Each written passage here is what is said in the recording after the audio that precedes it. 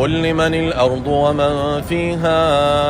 إن كنتم تعلمون سيقولون لله قل أفلا تذكرون قل من رب السماوات السبع ورب العرش العظيم سيقولون لله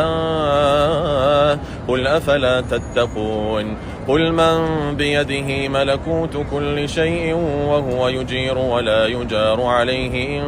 كنتم تعلمون سيقولون لله قل فأنى تسحرون بل أتيناهم بالحق وإنهم لكاذبون ما اتخذ الله من ولد وما كان معه من إله إذا لذهب كل إله